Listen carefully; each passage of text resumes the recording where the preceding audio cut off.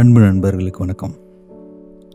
இன்றைக்கி நம்ம சேக்கி புக் மார்க்கில் எந்த ஒரு படமும் பார்க்கல, எந்த ஒரு இலக்கிய புத்தகமும் பார்க்கல. புத்தகம் தான் பார்க்க போகிறோம். ஆனால் காமிக் புத்தகத்தை பற்றி பார்க்கலான்னு தோணுச்சு.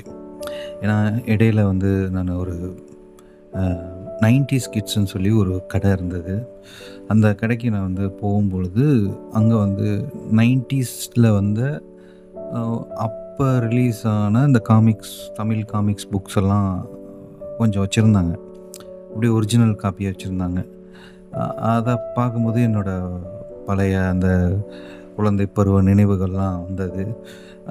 சரி, அந்த புத்தகமும் வாங்கினேன். அதை படிக்கும் பொழுது அதே ஃபீல் திரும்ப வந்தது. ரொம்ப நாள் ஆச்சு.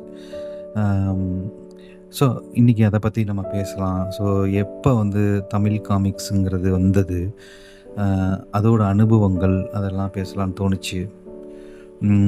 எனக்கு தெரிஞ்சு கார்ட்டூனுங்கிறதே நான் 90s மிட் ஆஃப் 90ஸ்லலாம் தூர்தர்ஷனில் மட்டும்தான் அந்த கார்ட்டூன்லாம் வரும். அப்போ தூர்தர்ஷன் மட்டும்தான் இருந்தது. அந்த சன் டிவி நெட்வொர்க்குக்கு முன்னாடிலாம், கேபிள் டிவி இதெல்லாம் வர்றதுக்கு முன்னாடி அந்த தூர்தர்ஷனில் பார்த்திங்கன்னா என்ன இதுன்னா, ஜங்கிள் புக் வரும், ஹீமேன் வரும், விக்கி மோஸ் அந்த இதுவும் வரும். இந்த இது ஒரு சிலது தான், மேக்ஸிமம் 2-3 தான் வரும் கார்ட்டூன் நெட்வொர்க். அதுவும் ஒரு சண்டே அந்த மாதிரி தான் போடுவாங்க, வீக்லி ஒன்ஸ் அந்த மாதிரி தான் வரும். ஸோ அப்போ இப்போ இருக்கிற மாதிரி ஏகப்பட்ட variety of episodes, variety of cartoon networks இந்த மாதிரி இருக்காது. இதுக்கு நடுவில் பார்த்திங்கன்னா அங்கங்கே கடைகளில் ரொம்ப அஃபோர்டபுள், அப்போ ஒரு 50 பைசா, ₹1 அந்த மாதிரி பாக்கெட் மணியாக கொடுக்குற காசில் வாங்கக்கூடிய புத்தகங்களாக இது இந்த காமிக்ஸ் புக் இருந்தது. இரும்பு கை மாயாவி, கௌபாய், ப்ரூஸ்லி இந்த மாதிரிலாம் இருக்கும் புத்தகங்கள்.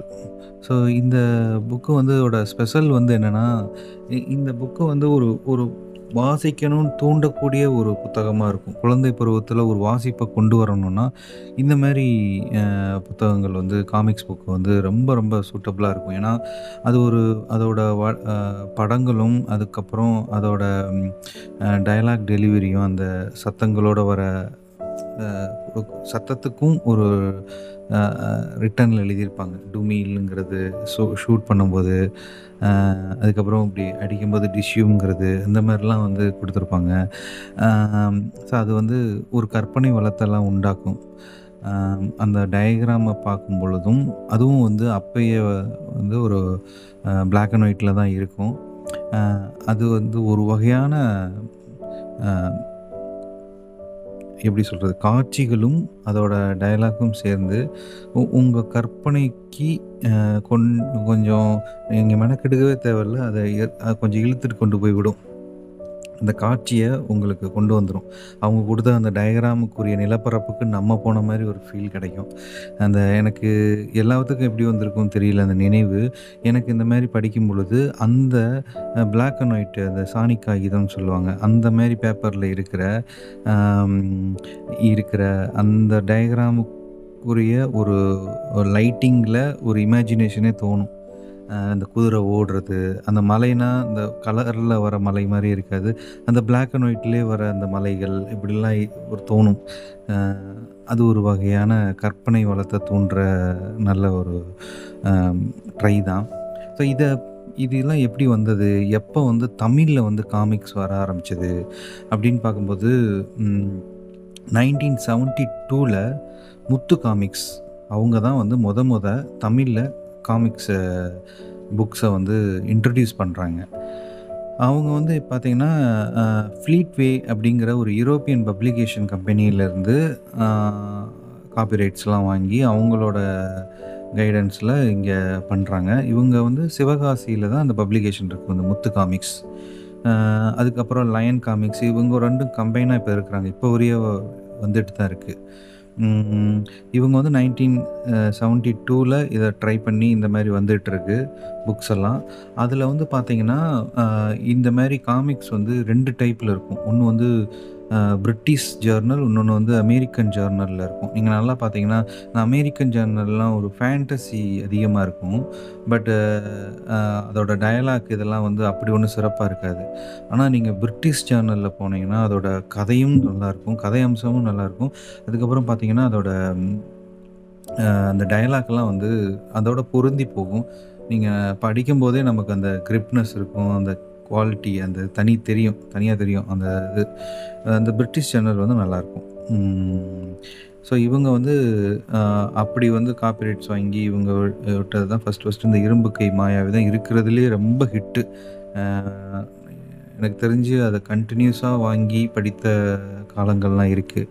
அதோட எண்டுல வந்து அடுத்த கதையோட தொடக்கங்கள், அடுத்து என்ன கேரக்டர் இந்த மாரிலாம் சில ஹிண்ட் குடுப்பாங்க. ஸோ அதெல்லாம் நல்லாயிருக்கும். ஸோ இது இப்படி போயிட்டுருக்கும் பொழுது 84ல என்ன வந்திருக்குன்னா, அ முத்து காமிக்ஸ் அவங்க அதுக்கப்புறம் லயன் காமிக்ஸ்க்கு அப்புறம் இதுக்கு நடுவுல மேத்தா காமிக்ஸ்ன்னு ஒண்ணு வந்தது. சிவகாசியில வந்திருந்திருக்கு. ஆனா அது அது வந்து சரியான சக்சஸ்ஃபுல்லா ஓடாதனால முதல்ல க்ளோஸ் பண்ணது அந்த மேத்தா காமிக்ஸ் தான். அ அதுக்கப்புறம் ராணி காமிக்ஸ் வருது. ராணி காமிக்ஸ் வந்து எப்படின்னா, அவங்க வந்து தினத்தந்தி குரூப்போட அவங்க பப்ளிகேஷன்லேருந்து வர்றது தான் ராணி காமிக்ஸ். ராணி புக்குங்கிறதெல்லாம் முன்னாடி இப்போ வருதா என்னன்னு தெரியல. ராணி மேகசின் அது தனியா வரும். வார இதழா வரும். அதில அதோட ஒரு சப்டிவிஷன் மாரி இத பண்ணியிருக்காங்க. ராணி காமிக்ஸ் வந்தது. இப்ப நான் படிக்க 90ஸ் மிட்டுலலாம் படிக்க ஆரம்பிச்சது இந்த ராணி காமிக்ஸ் அதிகமா. அதோட லோகோ பார்த்தீங்கன்னாலே தெரியும். நெறைய பேர் பார்த்துருப்பீங்க. அந்த குயினோட கர்லிங் ஹேர்ல மேல அந்த கிரீடம் வச்சு ஒரு சிம்பிள் டிராயிங்க வச்சிருப்பாங்க. விகடன் தாத்தாவுக்கு அப்புறம் அந்த லோகோக்கு அப்புறம் ராணி காமிக்ஸ் லோகோவ எல்லாரும் பார்த்துருக்க வாய்ப்பு இருக்கு. அது அவங்க வந்து 1984ல அவங்க உள்ள வராங்க. அவங்க வந்து ஒரு கன்சிஸ்டன்சியா ரிலீஸ் பண்றாங்க. வ நெறைய கேரக்டர்ஸு, அதுக்கப்புறம் ஒரு குவாலிட்டியான டயகிராமு இந்த மாரி பண்றாங்க. இவங்களோட பப்ளிகேஷன் வந்து சிட்டியிலருந்து பட்டி தொட்டி வரையும் ரீச் ஆகுது. எல்லா இடத்துக்கும் ரிலீஸ் பண்றாங்க. ஏன்னா, அவங்க பெரிய நெட்வொர்க்ல தினத்தந்தி நெட்வொர்க்கு. ஸோ, அவங்க நல்லா கொண்டு போனாங்க. ஆனா, முத்து லயன் காமிக்ஸ் வந்து அவங்களோட ஒரு காம்படிஷன்ல தான் இருந்திருக்காங்க. ஒரு ஸ்டேஜ்ல இதோட கன்சிஸ்டன்சியான ஒரு டெலிவரி இல்ல. ஒரு ஸ்டேஜ்ல. ஸோ 95க்கு அப்புறம் அவங்க ராணி காமிக்ஸ் வந்து க்ளோஸ் ஆயிடுச்சு. அதுக்கப்புறம் அவங்க அத எந்த இதுவும் ரிலீஸ் பண்ணல. ஏன்னா, ஒரு ஸ்டேஜுக்கு அப்புறம் அவங்க வந்து இந்த அ கரும்புலி, ஜடாயு அந்த மாரி ஏதோ ஒரு நார்த் இந்தியன் ஸ்டைல்ல இருக்கிற ஒரு இந்தியன் டைப்ல ட்ரை பண்ணியிருப்பாங்க. அதில வந்து சரியான ஒரு டயகிராமும், சரியான குவாலிட்டியும் இல்லாம, ஒரு ஸ்டேஜ்ல 2005ல அவங்க வந்து அ தமிழ் காமிக்ஸ ரிலீஸ் பண்றத நிப்பாட்டிட்டாங்க. ஆனா, இப்போ வரையும் நீங்க வந்து பார்த்தீங்கன்னா, முத்து லயன் காமிக்ஸ் வந்து விட்டுட்டு தான் இருக்கிறாங்க. இப்பவும் வந்து அவங்களோட வெப்சைட்ல வந்து போனீங்கன்னா, நீங்க புக்ஸ் எல்லாம் ஆர்டர் பண்ணலாம். அ இப்போ வந்து கலர் பிரிண்ட்லலாம் வருது. புக்ஸ் எக்ஸிபிஷன் போனாலும் அவங்களுக்கு தனியா உங்களுக்கு நெறைய இதுக்குன்னு ஸ்டால்ஸ்லாம் இருக்கும். கண்டிப்பா குழந்தைகளுக்கு மட்டும் இல்லாம, யாருனாலும் இத படிக்கக்கூடிய புத்தகமா தான் இருக்கும். இப்ப கூட நான் வந்து அந்த 90ஸ் கிட்ஸ் ஸ்டோர்ல தங்க கொள்ளைங்கிற அந்த ராணி காமிக்ஸ் புக் வாங்குனேன். அது வந்து பார்த்தீங்கன்னா, ஒரு குழந்தைகளுக்குரிய புத்தகம் கூட முறையா சொல்ல முடியாது. ஏன்னா, ஒரு நல்ல ஒரு ஸ்டோரியாவே இருந்தது. ஒரு எப்படின்னா, ஒரு தங்கம் வந்து அ ரெடி பண்ணி குடுக்குற ஒரு குரூப் இருக்கும். அவங்ககிட்ட ஒருத்தர் ஆர்டர் பண்ணி சொல்லிட்டு போவாரு. அத ஆர்டர் பண்ணி அனுப்பும்போது, இன்னொரு 4 கொள்ளையர்கள் வந்து அத கொள்ளையடிச்சுட்டு போயிடுவாங்க. அவங்க வந்து ஒரு புதைக்குழியில விழுந்து இறந்து போயிடுவாங்க. அதுக்கப்புறம் கொள்ளையர்கள் தேடி ஜானின்னு சொல்லி ஒரு இன்வெஸ்டிகேட்டர் வந்து தேடி போவாரு. தேடி போகும்போது பார்த்தா, யாரு அந்த நகையெல்லாம் ரெடி பண்ணி அனுப்புனாரோ, அவரே வந்து காயப்பட்டிருப்பாரு அந்த கொள்ளையர்கள்னால. அடிச்சுட்டு போயிருப்பாங்க. ஸோ, அவர மட்டும் கொன்றுக்க மாட்டாங்க. கடைசில பார்த்தா, அவர் தான் அந்த கொள்ளையர்கள பிளான் பண்ணி, இத எடுத்துட்டு போற மாரியும், ஷேர் மாரியும் பிளான் பண்ணியிருப்பாரு. ஃபர்ஸ்ட்டு அவங்களலாம் கொன்னுட்டு, கடைசியா எல்லா தங்கத்தையும் இவரே அனுப்புற மாரி, பட் இவங்களே கொல்ல போயிடுற மாரி, ஆனா இவர வந்து வேற இடத்துல பதுக்கி வச்சிருப்பாரு. ஸோ, இத கண்டுபிடிப்பாங்க. இது நல்ல ஒரு ட்விஸ்ட்டாகவும் இருந்தது அந்த டைம். அது ஒரு நார்மலா குழந்தைங்க மட்டும் படிக்கிற மாரி இல்லாம, இன்ட்ரெஸ்டிங்காவும் நல்லா யாருனாலும் படிக்கிற மாரி இருந்தது. ஸோ இப்படி தான் இந்த மாரி தமிழ் காமிக்ஸ் வந்து இன்னும் நெறையா புத்தகங்கள் இது மாரி வாங்கி படிக்கணும்னு ஆர்வம் இருக்கு. ஓகே நண்பர்களே, இதே மாரி வித்தியாசமான சில காமிக்ஸ் புக்ஸையும் இனிமேலும் பார்க்கலாம். வேற ஏதாவது இ புத்தகங்கள் வந்தாலும் நம்ம பார்க்கலாம். இப்போ வந்து இத நீங்க இந்த பாட்காஸ்ட்ட நீங்க YouTube, Spotify, Amazon இது எல்லாத்துலேயும் நீங்கள் வந்து கேட்கலாம். உங்களோட கமெண்ட்ஸ் ஏதாவது இருந்தால் அதில் போடுங்க. அப்போ தான் வந்து எனக்கு அடுத்த கட்டமாக என்ன மாதிரிலாம் பேசலாம், என்ன மாதிரி இது எடுத்துக்கிறாங்க எப்படி அப்படிங்கிற ஒரு ஐடியா கிடைக்கும். ஸோ உங்களோட கருத்துக்களை அதில் பதிவு பண்ணுங்கள்.